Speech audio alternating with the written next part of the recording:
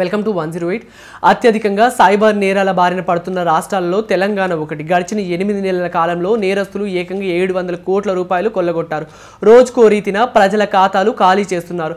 వీరిని కట్టడి చేసేందుకు పోలీసులు సైబర్ గస్తీ పెంచుతున్నారు. అంతర్జాలం మాటున మహిళలపై జరుగుతున్న వివిధ రకాల నేరాలను నివారించేందుకు ఇప్పటికే దీనిని నిర్వహిస్తుండగా తాజాగా ఇతర వాటికి విస్తరించనున్నారు.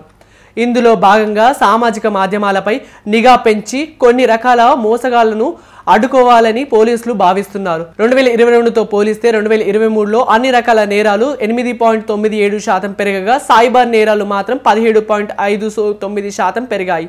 జాతీయ నేరాల నమోదు సంస్థల గణాంకాల ప్రకారంగా 2022లో దేశంలోనే అత్యధికంగా తెలంగాణలో 15,297 సైబర్ నేరాలు నమోదయ్యాయి. ఈ పరిస్థితిని గుర్తించి రాష్ట్ర పోలీసులు ముందు జాగ్రత్త చర్యలు చేపట్టారు. సైబర్ సెక్యూరిటీ బ్యూరో ఏర్పాటు ఉద్దేశం ఇదే. నేరాల నివారణకు, బాధితుల డబ్బు రికవరీకి ఈ బ్యూరో కృషి చేస్తుంది.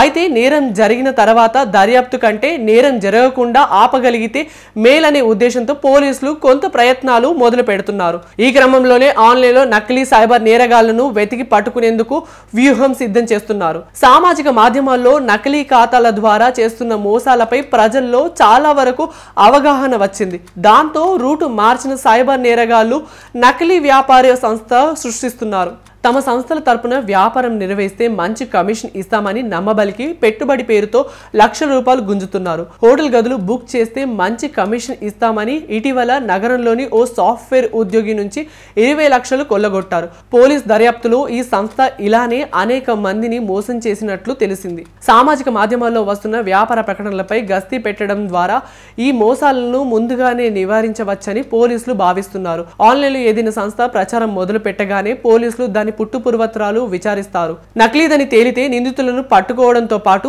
సామాజిక మాధ్యమాల ద్వారా ప్రజలను జాగ్రత్త పరుస్తారు.